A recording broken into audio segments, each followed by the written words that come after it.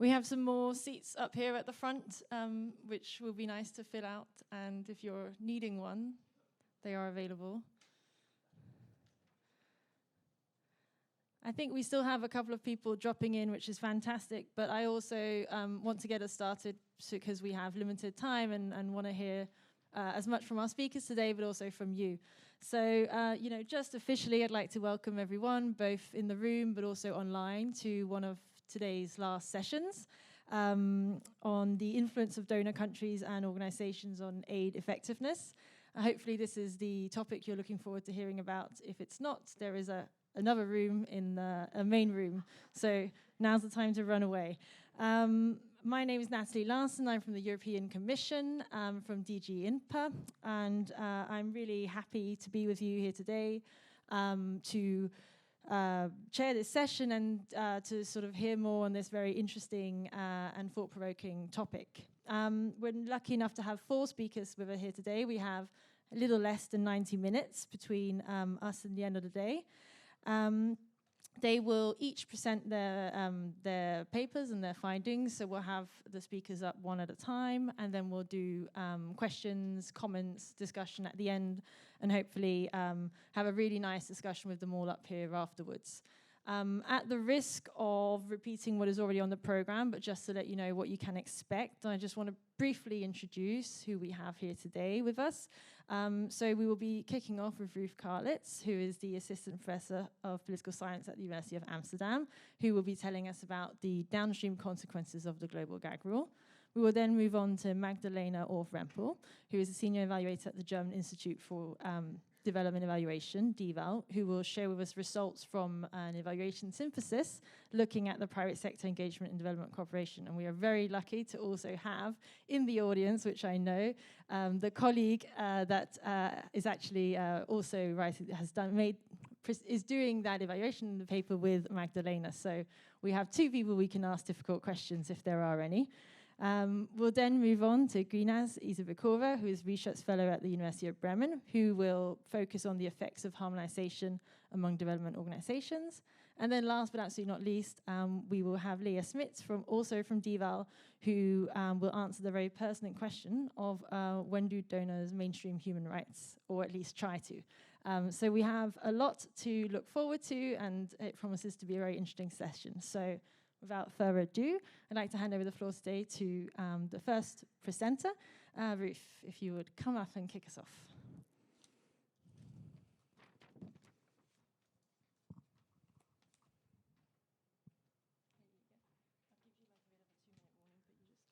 Okay, great.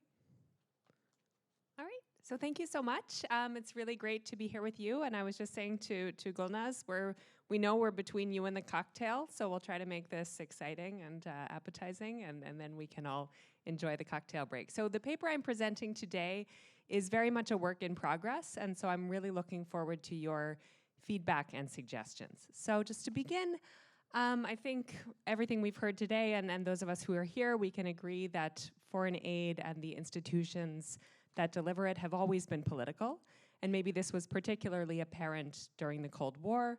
But even in the post-Cold War era, foreign aid is definitely still a political thing, although the motivations and ways in which aid has politicized has maybe evolved and taken on different forms. And so scholars have been studying, why, what drives countries to allocate aid and which recipients are sort of favored. There are post-colonial relationships. There are scholars looking into joint membership in the UN Security Council, different ways in which aid has been, is clearly politicized. And in parallel, scholars have also been looking at, and of course the focus of much of this conference, is what makes foreign aid, once it is provided, more or less effective. And so my study is at the intersection of these 2 literatures, looking at how domestic politics in the world's largest and most influential donor, the US, affects allocation decisions, and then what are the downstream consequences in countries that receive this aid. And so I'm looking at one of the most prominent instances of aid politicization in the health sector, the Mexico City policy, or colloquially, the global gag rule. And this was a policy announced under Republican President Ronald Reagan at the 1984 International Conference on Population in Mexico City. And it barred NGOs that received US aid from performing abortion-related activities, even with their own funds. And this policy has subsequently been rescinded by every Democrat administration and then reenacted by every Republican administration, usually within the first few days of their term. It's usually a sort of high-profile event, and it is, important for the empirical strategy. Clearly, this is exogenous to the aid outcomes that I'm studying. And this isn't just a matter of a button being pressed on and off. The different Republican administrations have kind of put their spin on it, we can say. And I think one in particular that's important to look at here, given the outcomes I'm studying, is the presidency of George W. Bush. So George W. Bush launched the President's Emergency Plan for AIDS Relief, or PEPFAR, which was a $60 billion initiative to fight HIV and AIDS around the world. And a lot of people do give his administration credit for, and the US during this period, for leadership and a serious commitment to fighting this disease. But these funds were, at the same time, highly politicized. And so the focus really was on abstinence and faithfulness in marriage. And so this is just an example of a billboard. The USAID logo is smaller than it sometimes is, but it sort of gets the message across. This policy was then revoked under President Obama, reenacted under Trump, and Trump, this picture made a lot of headlines, all these men signing this policy about women. He also expanded it to cover all global health assistance from the US, and also highly defunded the US contribution to the UN Family Planning Agency. And subsequently, the Biden, again, in the first few days of his presidency, has rescinded the gag rule and reinstated funding for the UNFPA. So there are reasons to think this could be consequential. First, given the magnitude of the US contribution to the health sector. And indeed, there is a growing evidence base. A lot of this work is qualitative. And scholars have found evidence of misunderstanding, miscommunication, and chilling effects. And so what do I mean by chilling effects? So this is targeted particularly on abortion care, but most NGOs are not just engaged. That's usually within a broader suite of family planning and reproductive health activities. And so there's evidence, for instance, that the gag rule has undermined HIV service provision by organizations that had integrated family planning with control and prevention of the disease. Condom distribution is something that, not just one thing.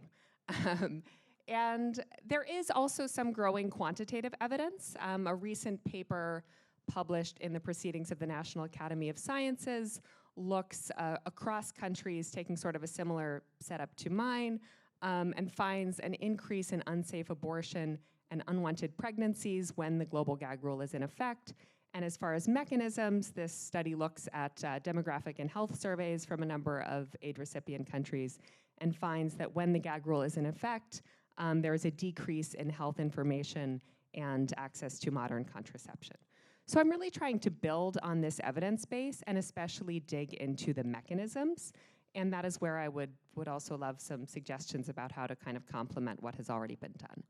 But so I'm looking at this in kind of 4 strands. The first is looking across countries to see how health outcomes respond to the gag rule being in effect, similar to this PNAS paper, particularly looking at maternal mortality, presence of skilled birth attendants, and also HIV deaths. Part of this is what I can get data on. So cross-national regression analysis using data from the World Bank and the Global Burden of Disease study. Next, I look at sort of as a first step to look at mechanisms, just how do aid flows respond? How do aid flows respond? I've mainly looked at aid flows from the US. There's also some work that looks at whether and how other donors sort of compensate when the gag rule is in effect. Here, drawing on the Development Assistance for Health database. And then the last two steps, which are the least developed, but I think the most interesting and really getting into mechanisms, are looking at whether and how the gag rule affects the success of aid-funded projects. And here I'm drawing on this project performance database, which is a database that gathers independent evaluations conducted by donors for 12 bilateral and multilateral agencies spanning 1956 to 2016. So really great source of data that I can look into here. It doesn't include USAID projects, but it does include Global Fund projects and has information about where the projects are located. And finally, I am developing a case study of Uganda to try to really get at how this affects processes of planning and budgeting. And I'm looking so far at government planning and budgeting, drawing on line item budget data through the World Bank Boost initiative. So I'm happy to say more about these data sources in the Q&A. So what do I find? Looking first at the results across countries, I sort of echo previous findings and show that maternal mortality in aid recipient countries is indeed higher when the gag rule is in effect, as well as when Republicans control both houses of Congress. I don't see that US aid share has a sort of interactive effect here, as I might have expected. I also find there are fewer skilled birth attendants when the gag rule is in effect and when Republicans control both houses of Congress. And here there is some evidence for an interaction effect. The decline in skilled birth attendants is even greater when the US is a larger donor in that sector. And finally, I also find, echoing previous results, that HIV deaths increase when the gag rule is in effect.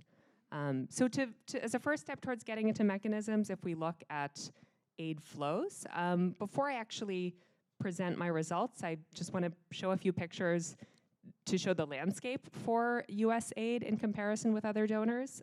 So the first, this is looking at, since 1990, how the US compares and also the different modalities. So the red is bilateral, the darker pink is US NGOs, and the lighter pink is US foundations. And so we see that US is quite a large donor here, and also even the multilaterals, which are shown in the lighter blue, the US is a big contributor to the multilaterals as well. And I really want to highlight how for aid to reproductive and maternal health, NGOs have kind of emerged as a preferred modality. So this picture is just showing US aid broken down into bilateral and NGOs. And the red is the bilateral, blue is NGOs, and we really see NGOs outpacing bilateral aid as a preferred modality here.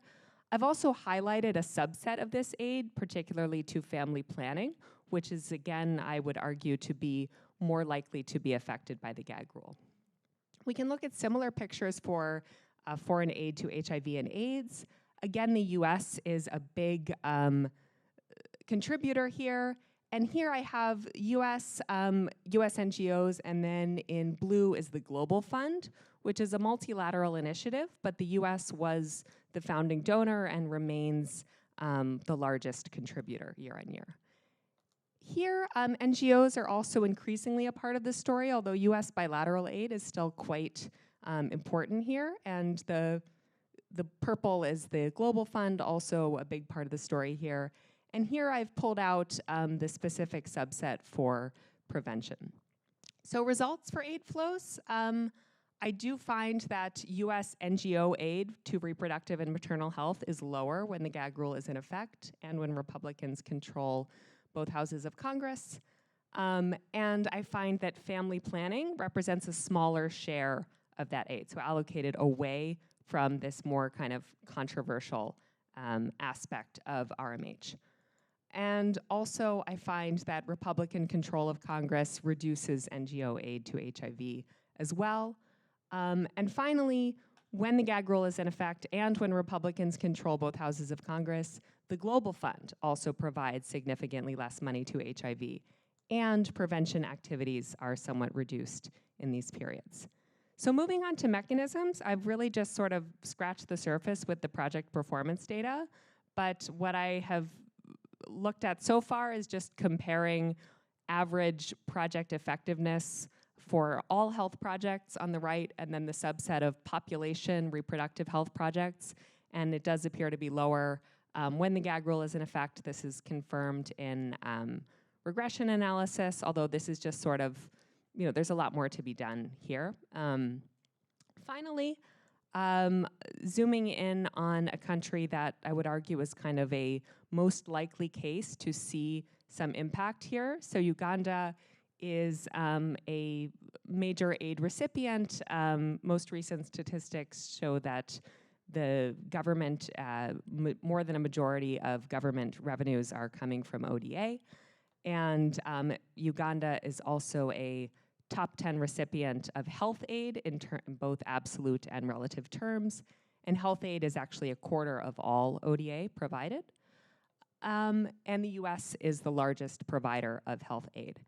And Uganda also exhibits high unmet need for reproductive and maternal health services. So this gets at, I think, the urgency of this aid if we think it's a good thing to actually do some good, and if it's being politicized, this has real effects for people's lives and livelihoods. And so only a third of women in the country use modern contraception, and maternal mortality has been declining in recent years, but it's still troublingly high. So what I look at for Uganda in my inquiry so far is rates of budget execution. So basically, I would think that given the gag rule's volatile application, this might just make it long-term planning harder, and thus harder for government agencies and NGOs to plan and effectively spend their budget. So one way I can look at this is with this World Bank Boost data, basically just comparing what has been budgeted for different health activities and then what actually gets spent. And as a first step, I've just been looking across central government ministries. And so what I find is that the Ministry of Health, this is the medium blue bars, has indeed had considerable trouble with budget execution over the period I study. And as has the AIDS Commission, these are the really light blue bars, although things appear to get better for the AIDS Commission after the gag rule was rescinded under the Obama administration. Now, this is I do confirm this with some regression analysis, but it's basically a lot of other things happened in 2009, so I can't just say this is the effect of the gag rule. And also, I'm looking at government budgets, not NGO budgets, which might be a little more relevant here, although we could think that there might be either chilling effects on government funds or some substitution going on. So even if the gag rule isn't directly affecting aid flows to the government, it might be affected as well by this. But that's something that I'd want to dig into more, I think, with interviews with some qualitative data. So preliminary conclusions, I do find that kind of echoing the results of previous studies, the global gag rule as well as Republican control of Congress is associated with worse health outcomes in aid recipient countries, and some evidence that this negative impact may be due to funding shocks or kind of politicized political business cycles related to foreign aid to this sector. And there are clearly implications for project effectiveness and budgetary execution on the ground. So where I want to go further is expanding the analysis of project effectiveness, bringing in this data. I don't have US aid funded projects, but I do know where the projects are, and thus I could look at how this is affected by, is it sort of different in countries where the US is a major donor to the health sector? There's also just more to be done with country and region fixed effects in that analysis. But really where I think it's probably most fruitful to go further is with this Ugandan case study. And something that I think would be interesting to look more into with the boost data is evidence of any discontinuities or sort of reallocations to really understand what's driving these challenges in budgetary execution. But of course, also going beyond the government budget data to really see what I can learn from the experiences of NGOs that have had to grapple with this. Also would love to kind of link up these two sections and look more into the project performance database for Uganda. There are 275 Ugandan projects are included in that database, and a number of these are sort of in the sectors that I am interested in. So I will stop there, and really looking forward to your comments and suggestions, and also my fellow presenters' presentations. So thank you so much.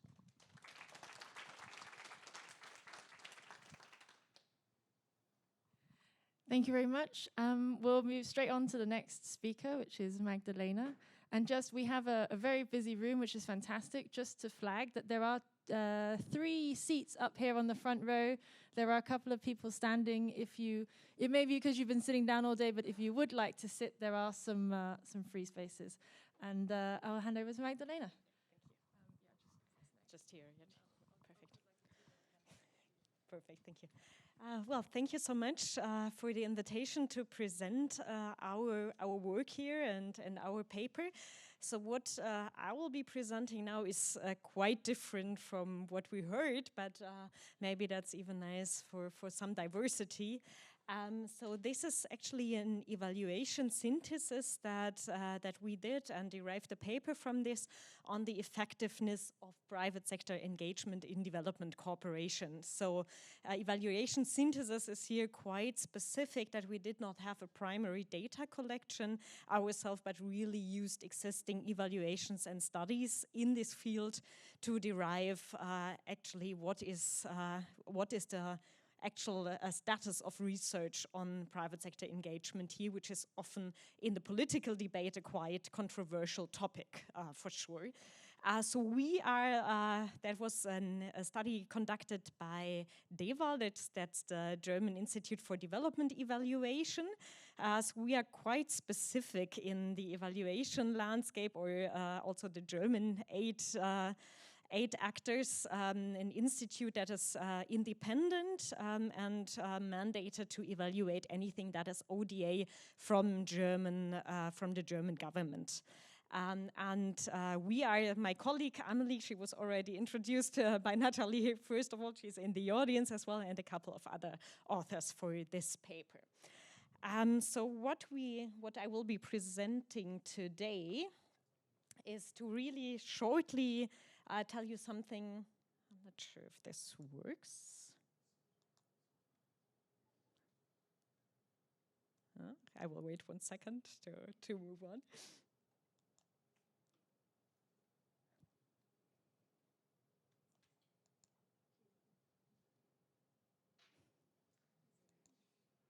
I can even do it without the slides, but it might not be as interesting for you. So but maybe I will just move on regarding the agenda. So I will quickly talk about some background of why this topic is actually so important, at least in German development cooperation, but I think also for other development actors. Then give you a little bit of background on the methodology. Do not want to go into too much detail there, but just to show you that even though this was a more qualitative approach to it, we really try to do it as systematic as possible here.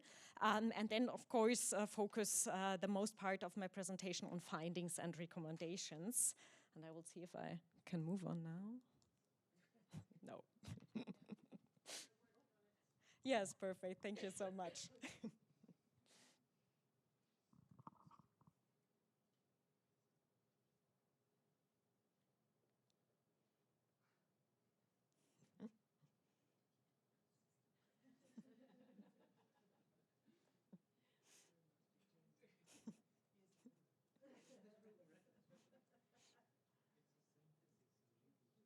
Yeah.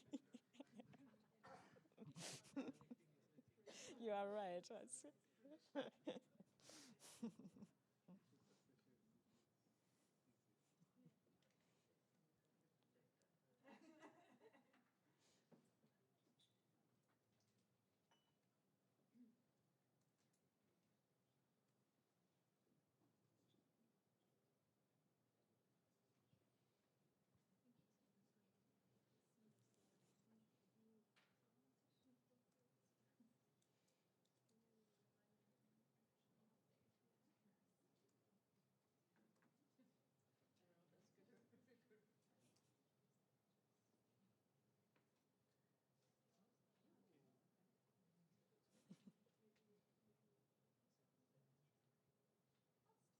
that's better. It's just the last slide of the presentation, but we can quickly jump to the conclusions.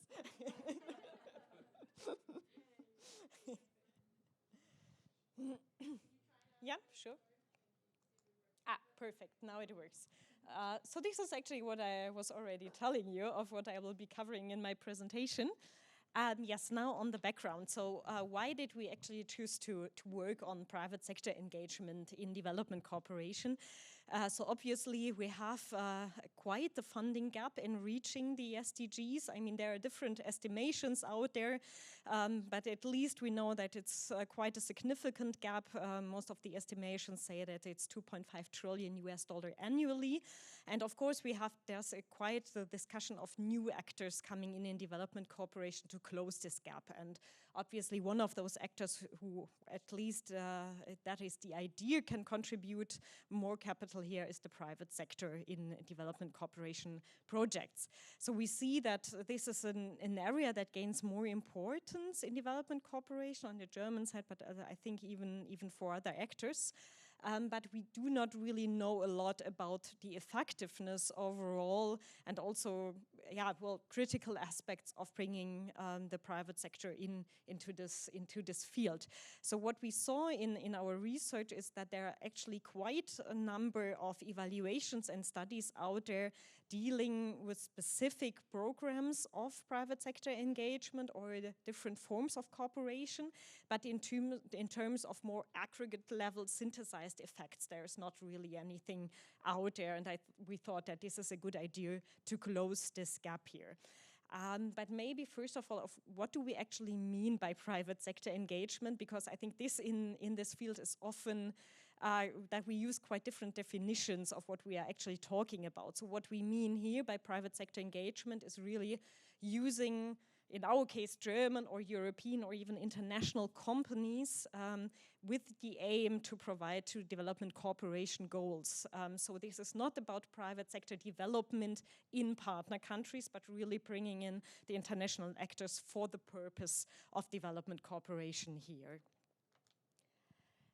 Regarding question of methods, just a short overview to show you how we dealt with it. So as mentioned, evaluation synthesis is a little bit of a specific product that we used here, really trying to synthesize the evidence in terms of evaluations and studies that is out there. But we tried in analyzing the evidence to be as systematic as possible and making sure that we only use evidence that we say has sufficient quality to incorporate. Because I mean, this is actually the challenge about using evidence that is out there, that we need to make sure that the evidence is of the quality that we actually trust the findings of those evaluations and studies. So this means that we applied a process that is very similar to systematic reviews that has defined procedural steps. This means that we had predefined inclusion criteria of what we are actually involving in our synthesis. This means that we had an explicit search strategy here. And then, as I already mentioned, really the core of this whole exercise was the quality assessment of making sure that we only include evidence that we trust. And then, of course, followed by a qualitative analysis that we dealt with here. Well, I'm not sure if surprisingly, but we really came up with quite a high number of evaluations and studies dealing with private sector engagement in development cooperation. So we identified 350 sources that are relevant for this field, but that was prior to the quality assessment. And in terms of our product here, we were not able to analyze 300 sources. We drew a sample of 70 and then applied the quality assessment. And afterwards, we ended up with a source or a population of 50 evaluations and studies that we included here, and where we checked for efficacy and impact of project and instruments, and sustainability of instruments and coherence in this case. So coming to findings, not covering all of this in the remaining few minutes probably, but just to give you an idea of really the overall picture of findings that we had from the synthesis. And what we did, to make it a little bit more clear of what we found, we divided our effects into different actor groups. So first of all, we had effects on investors and donors. We had effects on the partner country, so more on the aggregate level of what do we actually find on the macro level. Intermediaries, here we mean, for example, local microfinance banks that on-lend the money that is provided by, for example, German Development Corporation to the end beneficiaries in the field, and target groups as well as the most important part here. And as you can see from the effect sizes and direction, this is a very positive picture that we find here, just indicated by the green bars, which is surprising, as at least in the political debate, there's quite a lot of criticism as well with the private sector engagement in development cooperation. And then the next step, I will come to the point why those positive results here have to be taken with some caution as well. So specifically, I wanted to highlight that in terms of quality, the quality assessment, as I mentioned, was at the core of this whole exercise here. And this is also a bit of the problem of the picture I just showed you about the findings here. As we saw in the quality assessment, even though we included some of those pictures, we saw that probably we have a positive bias here in the findings reported in evaluations and studies. There are a number of reasons why this is the case, but first of all, we noticed that in terms of areas where we are more on the side of outcomes and impacts, we really deal with estimations rather than measurements, and often the papers do not really indicate how they estimate. I mean, even estimations would be fine if we really know how the estimations are done, but often this is really intransparent or not really understandable how the estimations are being derived. And then the second point is that limitations to the methodology used are often not discussed at all, and even dealing with this area and very long causal chains of reaching end beneficiaries, we have quite a number of limitations. And I think one of the central points is that in those evaluations and studies, additionality is rarely considered. And this is, I think, specifically problematic in dealing with private sector engagement, because the sole reason for involving private sector in development cooperation is that it should be additional, but in the evaluations and studies, they do not check if the additionality is really the case. So this just as a word of caution that these really positive results of this whole exercise might be or are probably positively skewed, but still coming to intended effects that we found. So first of all, on the level of investors and donors, we have as one of the effects the mobilization of private funds. This is of course one of the reasons of the whole point of bringing private sector in here. So this is happening, yes, but the evaluations and study vary extremely depending on the size of mobilized capital, really from a few thousand to really several millions of mobilized capital. So here we have quite a range. Then we have on the intermediaries, so the actors that on-lend here, a transfer of technology and know-how as positive effects by private sector engagement, and education and training as well. So here we had really a huge number of positive effects reported. On level of the partner countries, we had a lot on environmental impacts, which is also a bit surprising, but when we checked the population, we saw that many of the programs and interventions in our population were from this specific sector. So this is probably why we have such a positive picture on environmental impacts here. And on the target group, we had positive effects, positive reported effects on poverty reduction and improved living conditions. But as I just mentioned, this is specifically critical here because, as mentioned, especially on the area of impact, we couldn't really understand how the evaluations and studies are coming to this finding. So this is probably the part that should be taken with the most caution of what is presented here. And then as maybe only part, as more negative side to this positive picture is that we had high transaction costs in the cooperation with the private sector. Of course, this is due to different aims that private sector and public actors are following here, and that even in setting up the projects in the beginning, we have high transaction costs of really finding together with the different actors.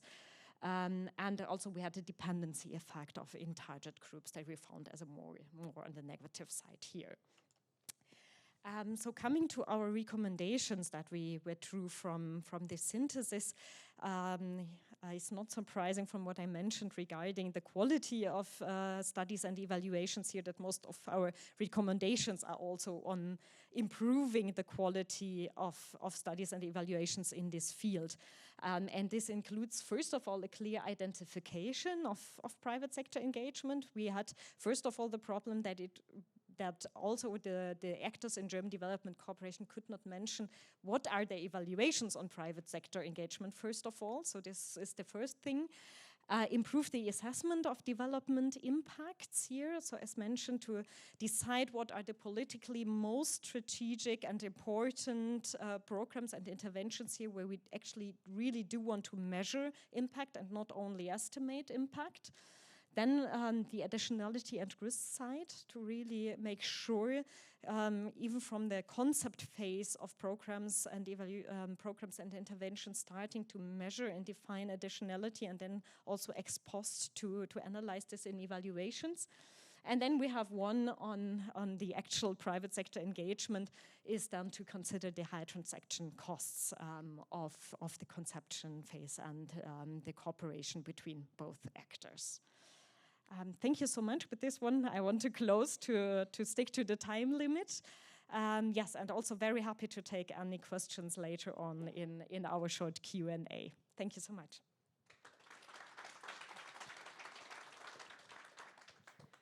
Thank you very much. The presenters are making this very easy for me to keep to time with the very timely presentations. Without saying anything more, thank you very much. And let's move on to the third presenter, Guinness.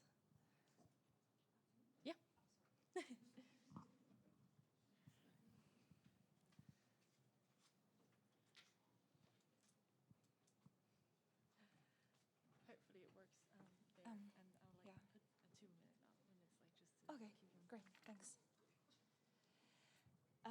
Hi, it's good to be here. Thanks a lot. In my presentation, so this is kind of a sub-product, which was part of a larger research which I did as part of my PhD thesis in the past. It included 2 countries and 97 in-depth interviews.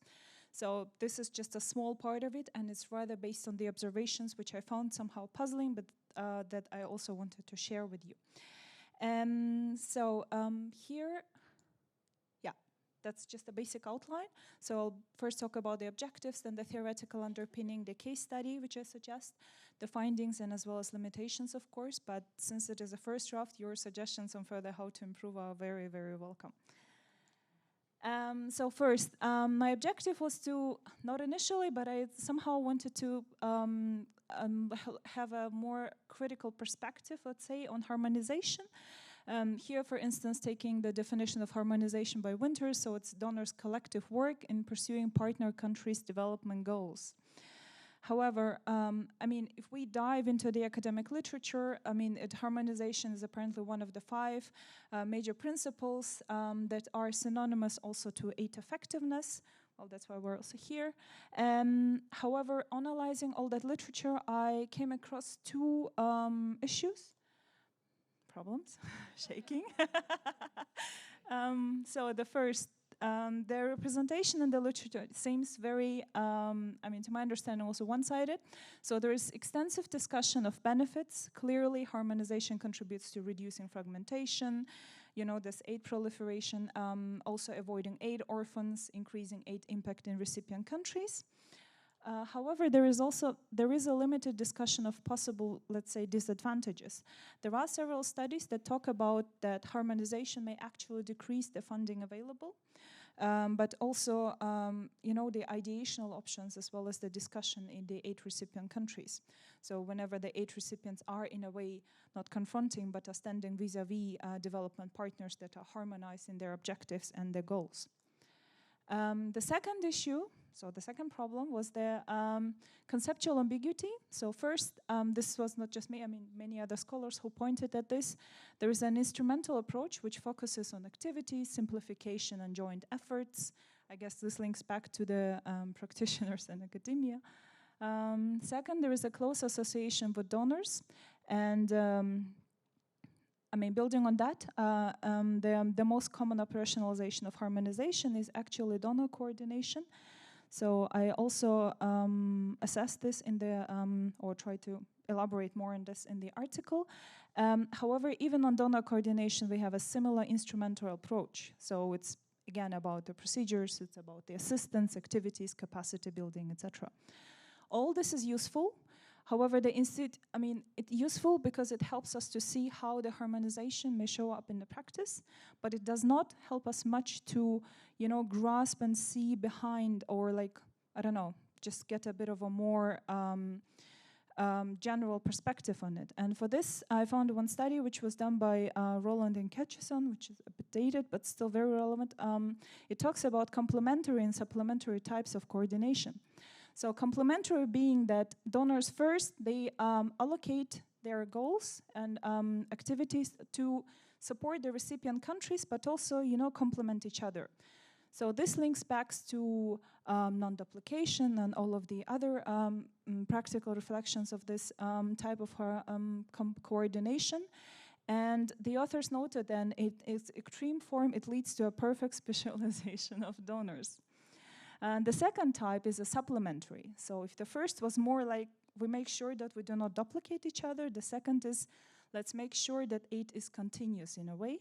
So that's, again, as I said, continuity, and it is indirectly highlighted if you look at the Rome Declaration, Paris Declaration, and the Busan Agreement. I guess I did a bit overdo the effect. And for the case study, I did focus on Armenia. It's a country in Southern Caucasus. More specifically, I look at the Global Fund grants to Armenia. So in a way, the Southern Caucasus and maybe former Soviet Union in general is quite overlooked in the development aid studies, which may also be linking back to the, political and the Cold War developments, etc. So, and here, however, Armenia provides also an interesting example of how different types of development partners, if we're talking about traditional, emerging, but also multilateral, bilateral, and many others, line up. So the complementary coordination, in the piece I elaborate a bit more on that. It worked out quite well in the country, so there is a joint planning, so there is non-duplication. Due to the Global Fund country coordinating mechanism, most of the development partners meet.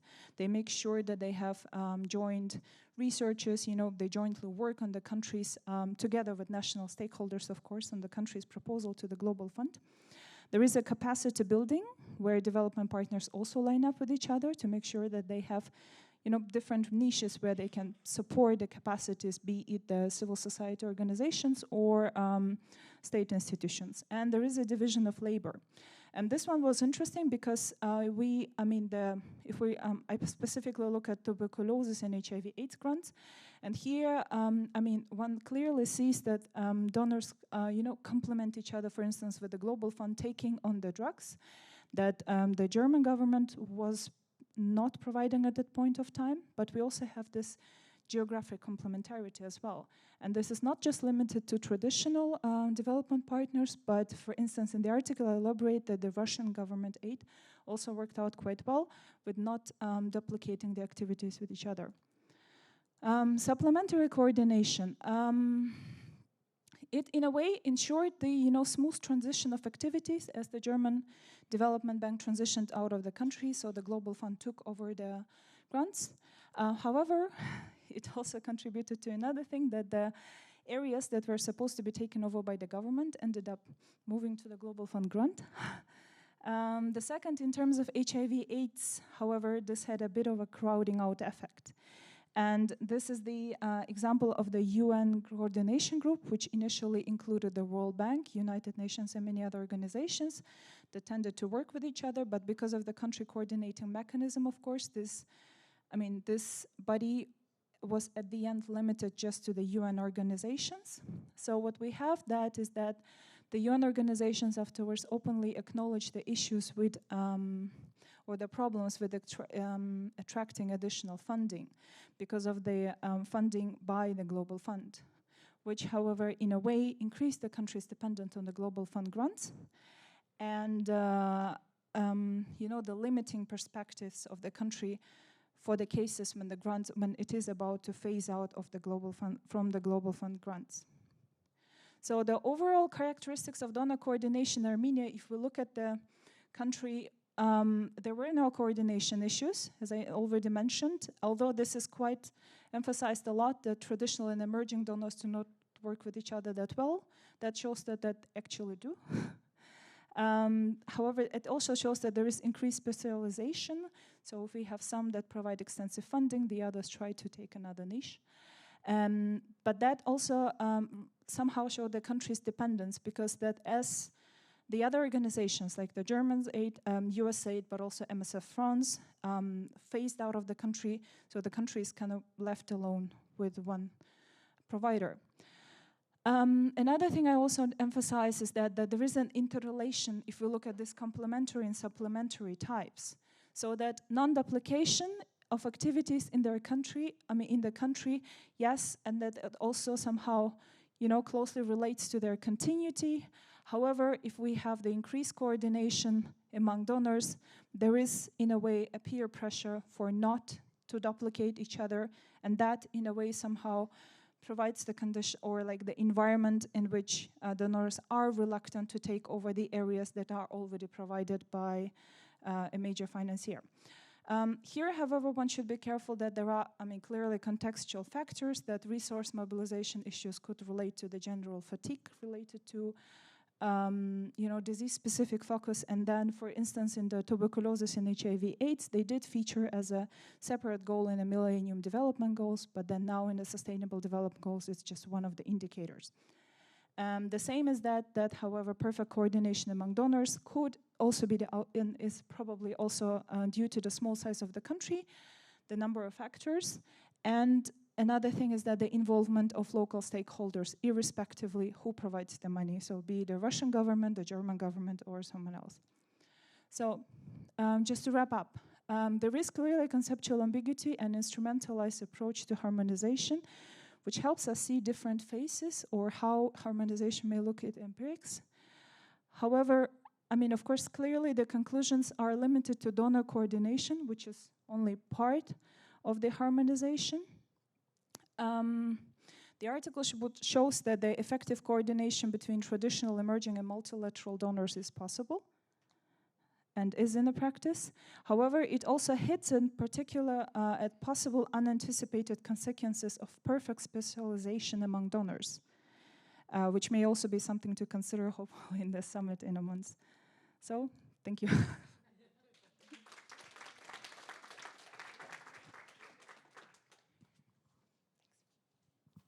Thank you very much. And with that, I will hand over to our last presenter, which is Leah on human rights.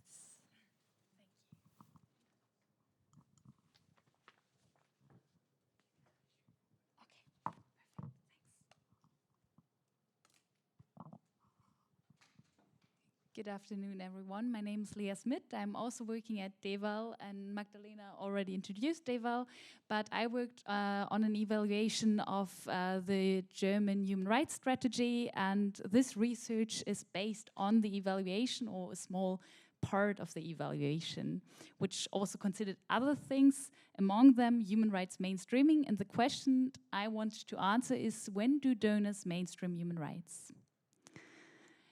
So this is my outline, I will skip it, and we'll start from the observation that many donors have actually integrated human rights law into their development policies. So for example, Germany considers human rights as a guiding principles of all their cooperation across sectors and across countries. And research findings corroborate that this makes sense. So human rights are a necessary condition for development. Human rights tend to be a driver of aid effectiveness. There are studies showing that income inequality and poor economic performance increase the level of human rights violations in countries. And official development assistance, ODA, can actually improve human rights in certain cases if donors make use of aid conditionality. So if they attach conditions such as democratic ideals or norms or human rights to providing ODA. However, we also observe that these policies have not translated into better human rights practices, neither among partner countries nor among donors. So at the moment we are facing a difficult context for international cooperation in this area. Human rights violations have been on the rise in the past decades, although there have been long-term improvements since the 1950s, but we see like actually a shrinking civic space. Also, there is some evidence that actually in response to ODA, the restrictions against civil society and restrictions of civil liberties increase. At the same time, donor behavior is inconsistent when it comes to ODA allocations. So there's no evidence that ODA is actually conditioned on the human rights performance of partner countries. Beyond conditionality, which is quite of a coercive and political tool though, donors also tend to engage on human rights at the project level, and they actually mandate or outsource this responsibility to their implementing agencies. So most donors, or most OECD donors, have required the implementing agencies to mainstream human rights across projects. So that basically means that human rights become or should be considered as a cross-cutting issue, which is integrated in the implementation process, but also the outcomes of the project. For example, human rights principles such as participation or accountability should be strengthened across sectors and across countries. And there is some anecdotal evidence from development projects that mainstream human rights, and they show that it's partly done, but also there are some challenges. But this evidence is from single projects, and there's no systematic evidence towards answering to what extent human rights mainstreaming actually takes place. So that's why we set out to find out to what extent and also under which conditions human rights are mainstreamed in development projects.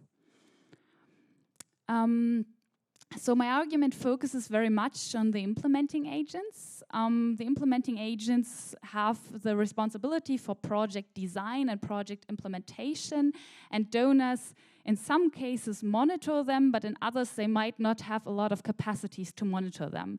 And that's why I argue that implementing agencies do not comprehensively mainstream human rights across projects, because they have no incentives to do so, and non-implementation is not sanctioned or implementation is not enforced. So due to the lack of this enforcement and this monitoring mechanisms, I expect that human rights mainstreaming is better implemented if implementing agencies have lower costs. So if there's no high costs associated to human rights mainstreaming. And this is the case if partner governments have a strong human rights record. That makes sense, right? So if you have partners who are already like embracing certain human rights principles and who are willing to cooperate on this issue, if projects belong to 8 sectors that directly linked to a human rights convention. So I expect that I observe more human rights mainstreaming in the education sector, which is directly linked to the right to education, and it's more difficult to implement human rights mainstreaming in other sectors that are more technical and further away, such as, for example, the energy sector. And projects with more financial resources, so a higher budget, and implemented by organizations with more resources and capacities, and that are under stricter control of the donor government, they also more likely implement human rights mainstreaming. So these are my hypotheses, and I tested them in a data set of 761 projects. It's a representative sample of German development cooperation in the time period from 2014 to 2020. And I collected primary data on human rights mainstreaming from project proposals. So these are project documents where the project design is outlined. And I combined this data with secondary data from the OECD DAC and other databases. The unit of analysis is project country, and I used two methods to actually find out to what extent human rights are mainstreamed. I used supervised text classification and regression analysis to answer under which condition mainstreaming takes place. So this gives an insight into like the model. So my dependent variable on the right is human rights mainstreaming, and I expect to observe variation.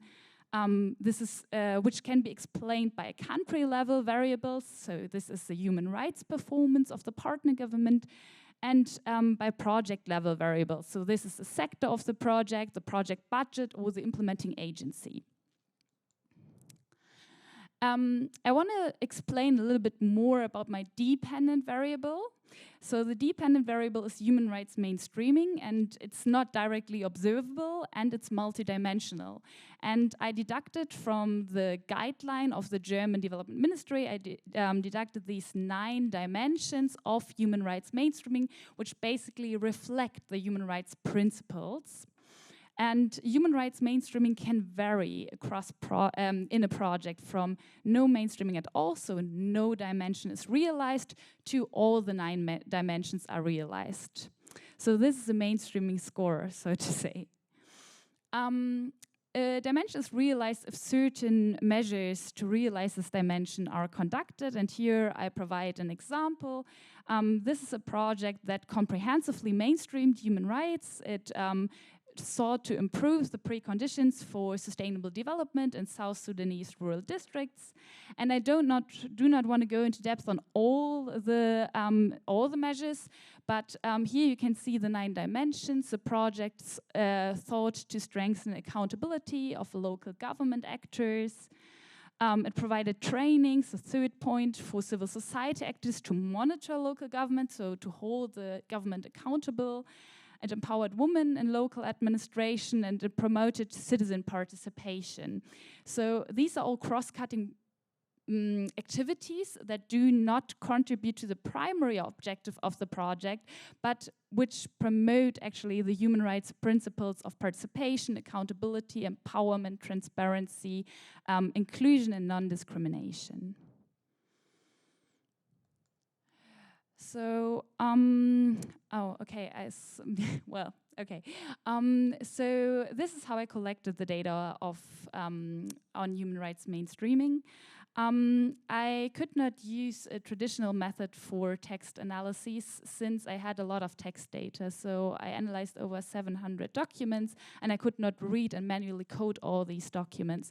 So what I used is a supervised classification approach, where you draw a random sample of 100 documents, and then with a team of human coders, we manually analyzed these text documents. We trained an algorithm to build a model that could then predict basically for all the other documents whether they promoted human rights or whether they mainstreamed human rights or not. So this is, here I show this for accountability. So in each document, we labeled the documents according to whether a project conducted measures to promote accountability. And then we had this training data, built the classifier model that could predict for all documents whether they promoted accountability or not. And I repeated this process for all 9 dimensions to calculate the human rights mainstreaming score. So sorry, I'm going a little bit faster because I want to quickly present some results, which is more important, I think. So what do I find? So with regards to the extent of human rights mainstreaming, we can see that human rights mainstreaming is still incomplete. So on average, 3 out of 9 dimensions of this human rights mainstreaming were realized.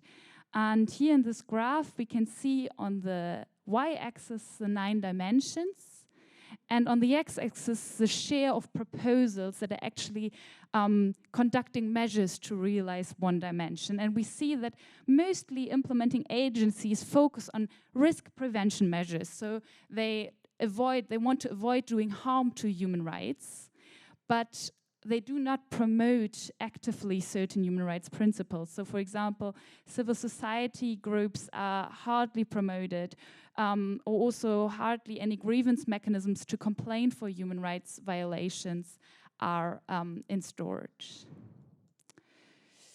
So here are some of the results from my regression analyses. So I wanted to find out under which conditions human rights are actually mainstreamed. And on the y-axis are the independent variables, on the x-axis the coefficient estimates. And to be honest, this is still in the draft stage, so I haven't found so much support for all of my hypotheses, because I find the first coefficient, the political terror scale, so the human rights situation in partner countries, has no influence on mainstreaming. However, the sector does. So sectors that are more rights-oriented, they do increase the amount of mainstreaming. Implementing agencies that are larger and more reliant on donor funding, so here the GIZ, are better in human rights mainstreaming. The project budget has some influence, but it's marginal. And the project year has no influence. So here I want to sum up the results and also come up with some conclusions. So we found that human rights mainstreaming is incomprehensive and it varies considerably across projects. And mainstreaming is better implemented in rights-oriented sectors. Mainstreaming efforts tend to be slightly lower in projects with a higher budget. That seems counterintuitive, but actually it makes sense, because projects with a higher budget might have more political focus, so there might be higher pressure for goal achievement, right? They are politically more relevant. So in this case, we could say, for example, mainstreaming human rights as a cross-cutting issue might not be as important, but other objectives might be in the focus. And larger agencies better implement human rights mainstreaming. I do not find support that partners' human rights records affect the extent of human rights mainstreaming. However, I have some support that it affects the project design. So in countries where human rights violations or the level of human rights violations is high, certain measures are less likely implemented. So projects less likely strengthen state accountability. They less likely strengthen the state protection capacity with regards to human rights. And they tend to focus on the empowerment of marginalized groups. So this actually leads to some interesting discussions maybe, because we can see that implementing agencies might not lower their efforts for mainstreaming, but they might adapt to the context in a country. And we might ask ourselves, do we always need all these 9 dimensions of human rights mainstreaming, or should we make adjustments that are context specifics, and are some dimensions such as empowerment of marginalized groups more important in difficult human rights contexts? Thank you very much, and I'm looking forward to your questions.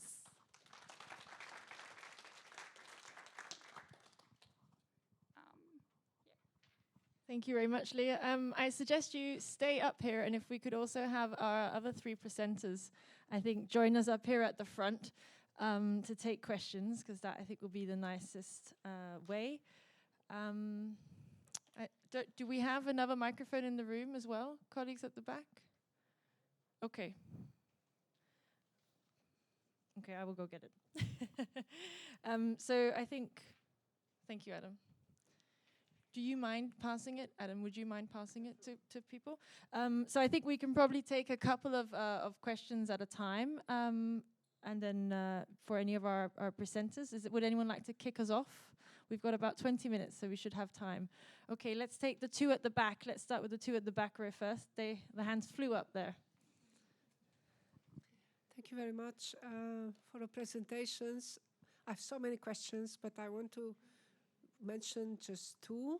One to the lady on the Armenian. I looked it up. I have it in front of me. We talk since 2011 about development effectiveness principles. It's not the Paris agenda that we are implementing now, but the country ownership, focus on results, inclusive partnerships, transparency, mutual accountability. So what I wanted to ask whether you have considered those as well, because from the presentation and the study that you did, I felt a lot. It's mainly focused to the Paris principles. So that was that.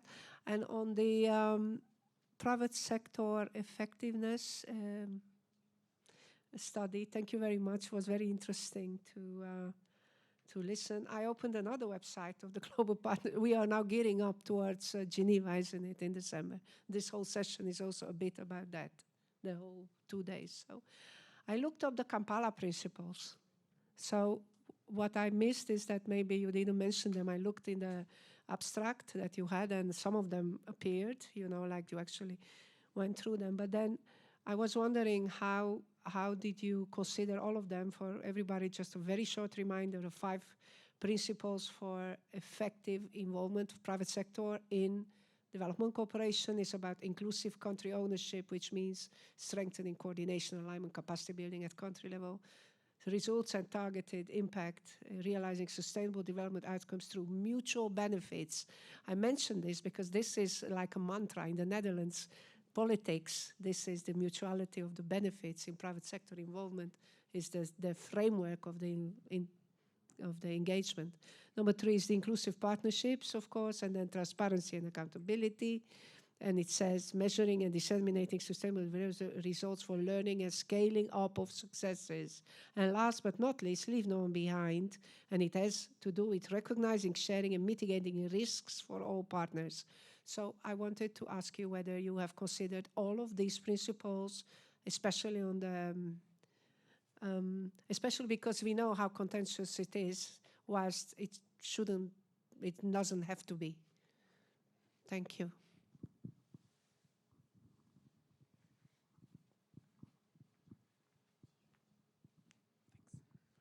Hi, I'm Stephen Brown from the University of Ottawa in Canada and also the University of Bayreuth in Germany. I have 2 questions. The first one is to Gulnaz. It's about harmonization. Well, of course it's about harmonization. At the last session, I don't know if you were there, Nadia Molinars in the Q&A talked about how harmonization is dying and how that aid is more and more subverted to foreign policy interests. Aid agencies are being folded into ministries of foreign affairs, and I think she said something like every man and every woman for him or herself, something like that. I'm sure many of you remember that. So this is a bit in contrast with what you're saying. So I was wondering, do you see an evolution in time? Do you see any trends in Armenia or more globally around harmonization? So that's my first question. My second question is for Leah. I have hypothesis 4, and maybe it's 4A and 4B, which has to do with recipient country conditions. So whether there are strong commercial interests that the donor has and whether there are strong security interests that the donor has.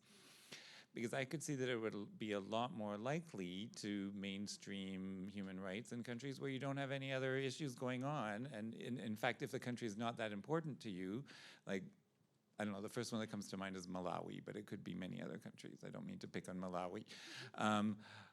Then you're more likely to put in place human rights conditionality or mainstreaming.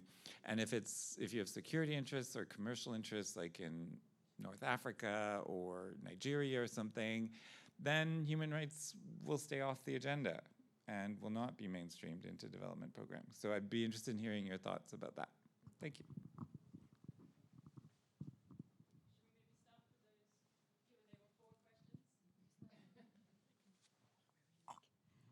Yes, so it's my turn to start answering. Yes, thank you very much regarding the question on the Kampala principles. It's a little unfortunate that I skipped my last slide due to timing, because that was actually the slide where I tried to map our recommendations to the Kampala principles. But yes, we did consider the principles in the evaluation, and what we did is to include the principles in our code tree. So what we did regarding the effects, we saw, okay, what is our at least theoretical, theoretical ambition of what is actually going to be covered in terms of effects, and there we had a code tree including all the Kampala principles.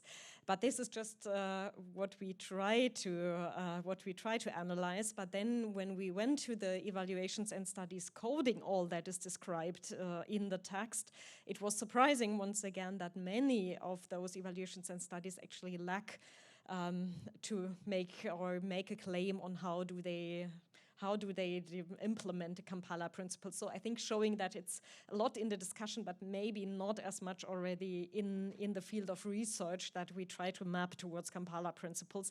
But if you're interested, I can share with you on what studies and evaluations actually did have results on this one. Thank you.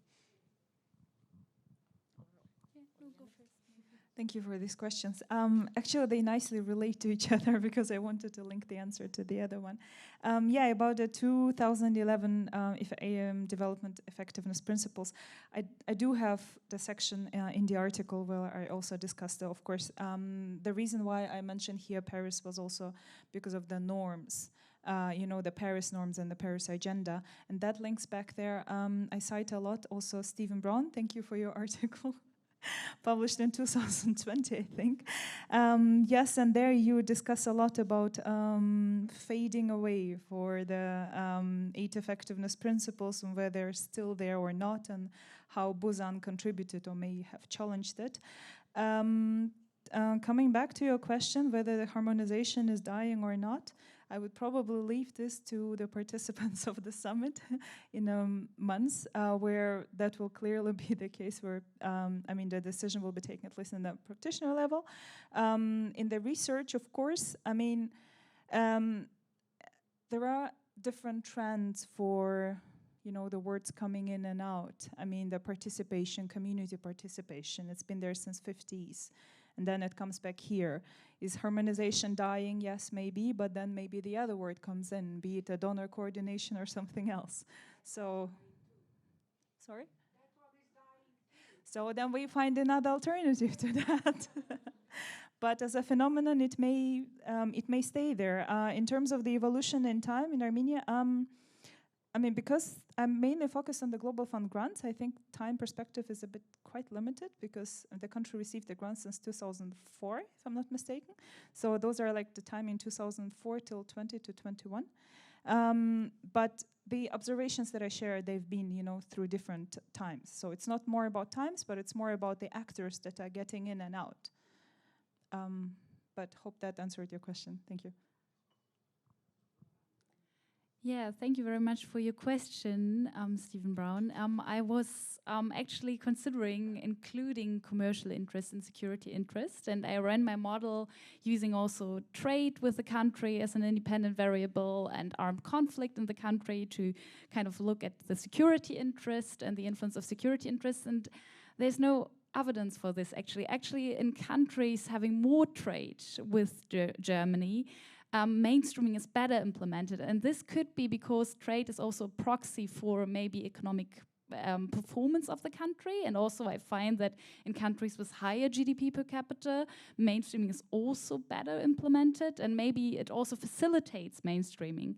And my explanation for this could be, for this rather surprising finding, I admit, is that I think that mainstream is quite a technical process, and it's done by implementing agencies that are more or less independent from the donor government. So maybe strategic interests at this level, at the project level, play less a role than at the level of the budget, of the aid budget, what we usually look at in aid conditionality studies.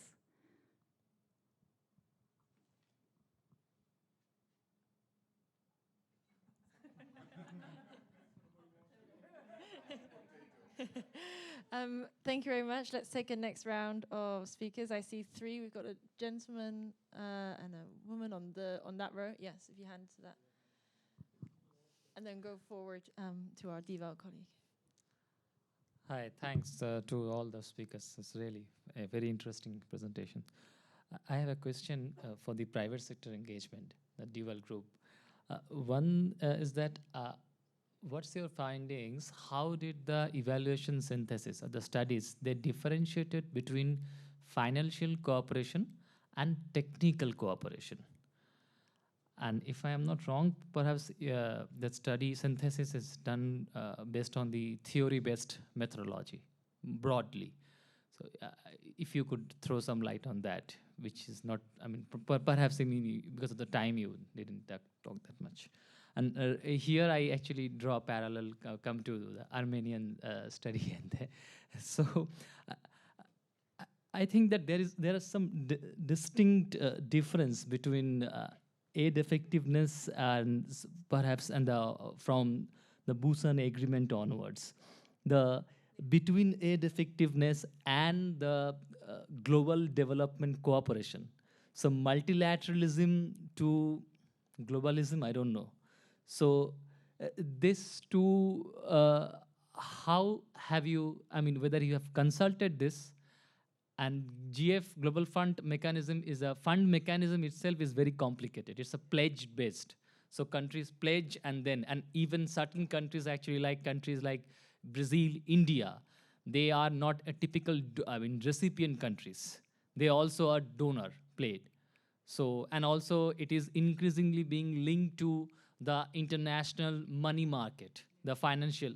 So I'm just thinking that whether you have consulted all this and the drawing between the multilateralism and the globalism or the private sector, which I'm quite sure that this angle of private sector probably didn't come to your study, but I urge upon all the community, please think of also that how multilateral actors are now engulfed by the, anyway, thanks.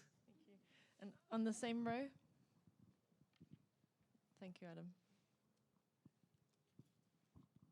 Thank you so much. Hi, I'm Heather. I have a question for Ruth and then for Gulnaz.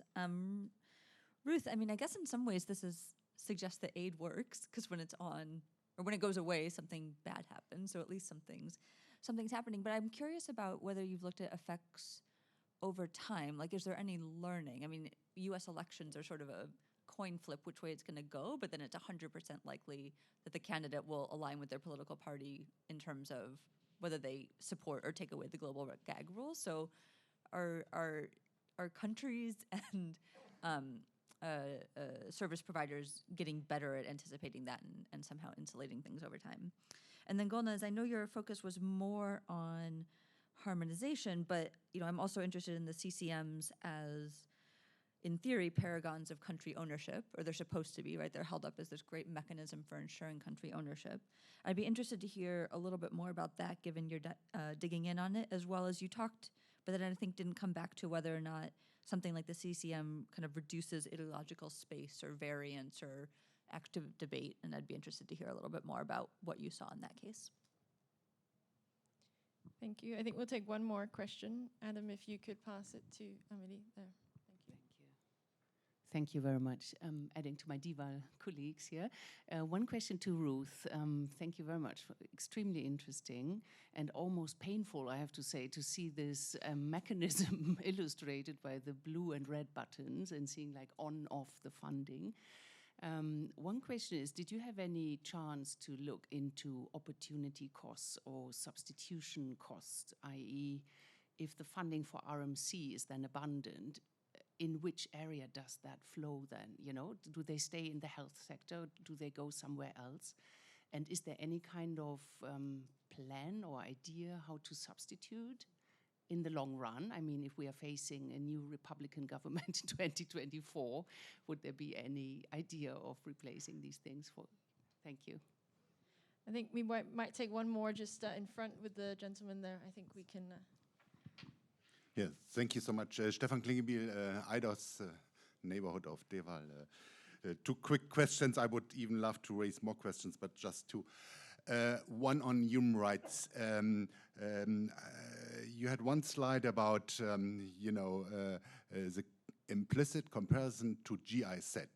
And my question is, in how far are modalities relevant for the mainstreaming of human rights? And why do you choose GIZ, technical cooperation, as a standard reference for the other institutions? My second question about the harmonization study, I find it really interesting. My question to you is, isn't there something like an incentive for non-coordination or non-harmonization? We did a study for the European Parliament a couple of years ago, one case study on Myanmar. At the beginning, when Myanmar was opening, we found strong evidence that there was a very clear evidence that donors were not interested in coordination because of visibility issues. Yeah? They wanted to be visible. There's also something like transaction costs if you need to quit a sector. So you don't have an interest as a donor to coordinate in this regard if you need to phase out your activities. So you have a number of incentives not to coordinate. So my question, do you see anything in Armenia in this regard? Thank you. Thank you very much. Let's start with Ruth on this side. Great, thank you so much. So I think the questions from Heather and Amelie are actually sort of related and are things, honestly, I just need to look into a bit more. I presented this about a month ago and got some suggestions I haven't implemented yet, just to even look at I look at the subcomponents of reproductive and maternal health and aid to HIV, but then that I should also go a level up and look at these in relative terms and seeing, how things are or are not shifted around. I came aware of another paper that was looking at the extent to which other donors respond to the US and didn't find much evidence of that. But then I also know that, for instance, and I need to follow up now, but some of the major NGO players in this space, International Planned Parenthood Federation and Marie Stopes International, just said, we don't want to deal with the US anymore at all.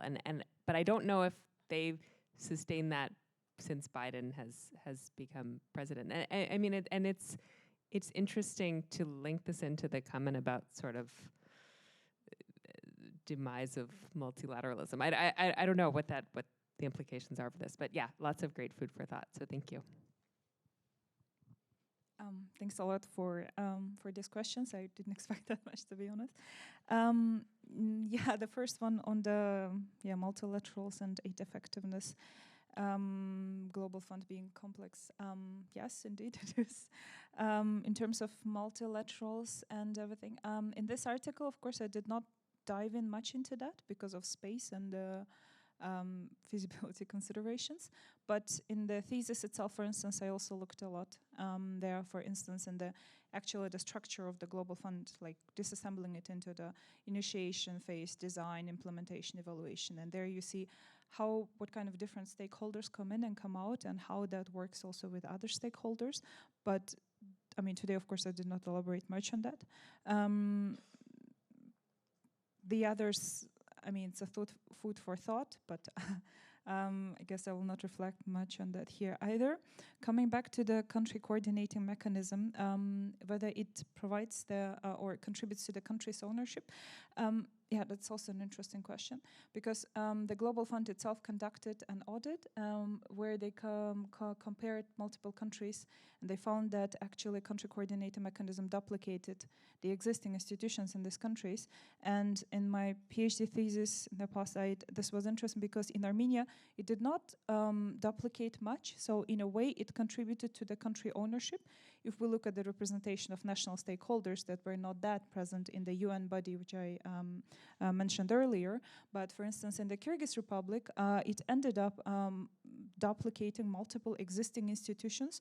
So, and it still duplicates now, and everyone is aware of that. But still, you know, everyone is doing their own task. So the country's ownership is very case specific, but whether it reduces the debate or not, that is also case specific. In the case of Armenia, of course it depends, but then here one has to have a look also at the criteria the Global Fund grants have in a way, or recommendations and requirements. So if you apply for the grants and if you want to make sure to get a grant, you do. Yeah, so whether it's a debate or not, that's another thing. Thanks a lot for the question also with the incentives for non-coordination. Yes, indeed, there are. And I guess here it's also important to see that, I mean, referring to coordination here, of course, it did not go to the level that the organizations implemented common structures or let's say common procedures of anything. That would definitely be more complicated. So what they did is that they just made sure that they're not in a way duplicating each other. And here, I guess on the other side, yes, there are incentives for non-coordination, but there's also peer pressure to show that aid works. And in the countries where you have less number of stakeholders, but also in a way homogeneous. And if you go to countries like Armenia, I mean, there are people working in the areas, they really know each other. So, which also contributes in a way to avoiding coordination to a certain extent. But maybe if you had many actors, and I'm not sure how many there are in Myanmar, the picture could have been different. Hope that somehow answers the question. Thanks. Okay, thanks, Stefan Klingbeil, for your question. So why didn't I use modality, or did I consider modality? So you mean technical and financial cooperation, right? Yes, so I tried this out in my model, and I actually found no difference in human rights mainstreaming, and I thought that focusing on the implementing agency and using GIZ as a base might be better, because we know from the other work of our evaluation that some implementing agencies have professionalized procedures for mainstreaming human rights, for conducting risk assessments, and others haven't. So I expect there is some variation due to the infrastructure the agencies have, but also due to their reliance on donor funding. I mean, the implementing agencies always like this distinction between financial and technical cooperation because they say they are so different from each other. But I think actually, in the end, it's all official development cooperation, and it's also a little bit, I mean, it depends on the organizational culture, whether human rights are mainstreamed or not. So my research focuses on this. But why have I chosen to use GIZ as a comparison base? I think this was the second question. I've chosen this because it's the organization that best mainstreams human rights, and all the other organizations perform worse. But I think I should think about presenting maybe also a different, like the results with a different comparison category to make it a little bit more transparent, that not all is negative, but also to show some positive results. Yeah. Yes, thank you. And coming back to technical and financial cooperation, there was a question here in how far we differentiated. Yes, we did. The synthesis had a focus on the financial cooperation side because the evidence gap was much stronger on part of the financial cooperation and on the technical cooperation. So we had 3 dimensions that we differentiated in our theoretical model. There was the preparation of financing, which was often more the technical cooperation side. the financing with companies. So this is like in fund structures where you really pool funding from the private and public side, and the financing of companies, where it was really money given to German companies to then have a project in development cooperation. And for all effects that we found, we looked into what category of those three did we actually find the effects. And thus, if you look into the evaluation synthesis, you will see then the differentiation between then the technical and financial side. But you're right, it wasn't a time here to go into that detail, but yeah, it's in there. Thank you. Thank you. So we have just passed our allocated time, and I don't want to be the one who stands between you and a refreshment. So I think we have had a fascinating session from health policy to human rights, and from Armenia to Uganda. We've been around the world. Thank you very much for your attention, for your great questions. If you have more, I hope that you will see our presenters in the atrium so you can continue the discussion. And please join me in thanking once again our 4 fantastic presenters.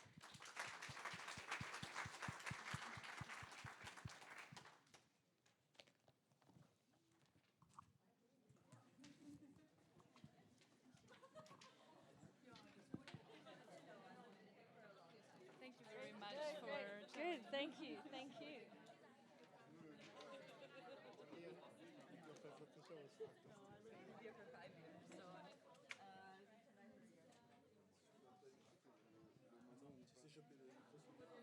Sorry again. No, it's fine. I mean, it happens. Yeah. It got better. I mean, throughout the day, right? That's the most important.